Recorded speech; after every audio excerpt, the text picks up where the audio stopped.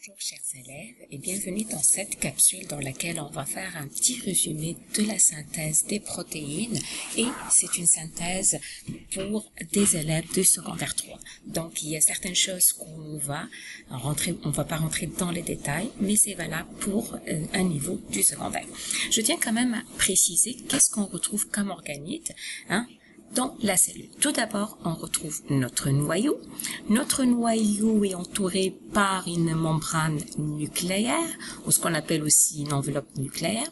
Cette enveloppe ou cette membrane est dotée par des portes d'entrée et de sortie de substances qu'on appelle les ports nucléaires.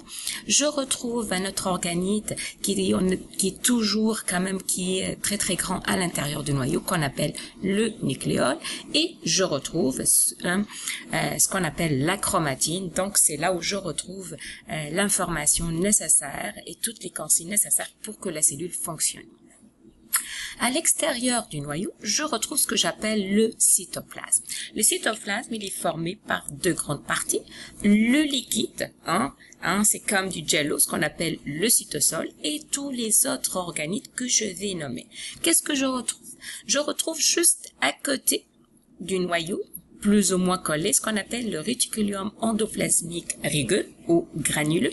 Là, j'insiste quand même, j'ai présenté juste un exemplaire, mais ça se peut, il y en a plusieurs. Mais pour que ça soit plus clair, donc j'ai représenté un à côté du noyau. Par la suite, je retrouve ici le réticulum endoplasmique lisse et je retrouve ici en bleu l'appareil de Golgi. De plus, je retrouve en plusieurs exemplaires la mitochondrie, je retrouve plusieurs sacs et dépendamment de ce qui se retrouve à l'intérieur, ces petits sacs, ils vont avoir des noms différents. Donc, si elle contient principalement de l'eau ou des déchets, on va parler tout simplement de vacuole. Si je retrouve des substances qui sont utile pour la cellule, je vais parler de lysosome et généralement aussi on va utiliser le terme lysosome lorsque la cellule va rentrer une substance du milieu extérieur vers l'intérieur et je vais parler de peroxysome lorsque à l'intérieur de ce sac je retrouve des substances qui sont dangereuses pour la cellule. Avec ça, on a nommé tous les organites. Voyons maintenant comment ça se fait la synthèse. Donc, la synthèse commence à l'intérieur du noyau. Qu'est-ce que je retrouve à l'intérieur du noyau? Rappelle-toi, je retrouve le nucléole et je retrouve la chromatine. La chromatine, c'est quoi? C'est un livre dans lequel je retrouve plusieurs instructions. Toutefois, je tiens quand même à préciser que ces instructions, il y en a certains qui sont bons, il y a certains qui n'ont pas de sens. C'est la raison pour laquelle à chaque fois que la cellule va fabriquer une protéine, elle doit choisir la bonne consigne. Et comme la chromatine est une grande molécule, je ne peux pas à chaque fois, si je veux fabriquer une protéine, faire sortir la chromatine.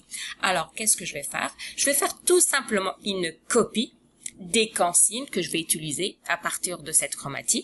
Et cette copie, je l'appelle tout simplement l'ARN messager.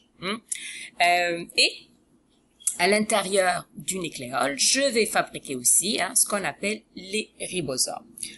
Donc, deux choses qui vont se faire en même temps. Le nucléole va fabriquer les ribosomes et je vais faire une copie des consignes qu'on appelle l'ARN messager. Ces deux-là, qu'est-ce qu'ils vont faire? Ils vont traverser les pores nucléaires et ils vont arriver au troisième organite.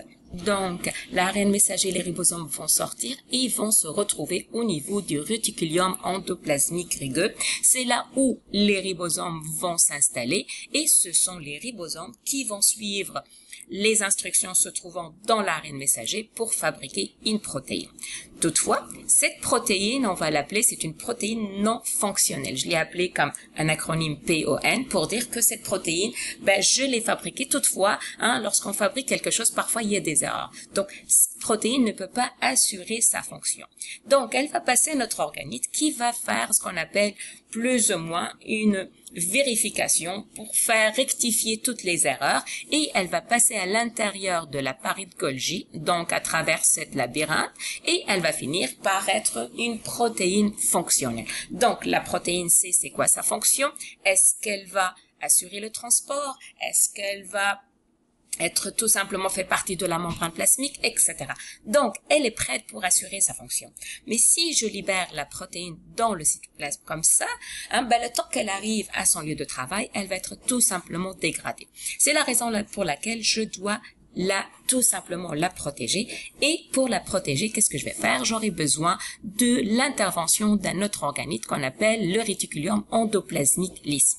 Ce dernier, il va fabriquer des petites parties, ce qu'on appelle de membranes lipidiques. Et qu'est-ce qu'elles vont faire, ces membranes lipidiques? Elles vont entourer cette protéine fonctionnelle et comme ça, ils vont la protéger. Et ça permet aussi, lorsqu'on a une structure lipidique, elle va permettre le déplacement plus facilement à l'intérieur de notre cellule jusqu'à son lieu de travail.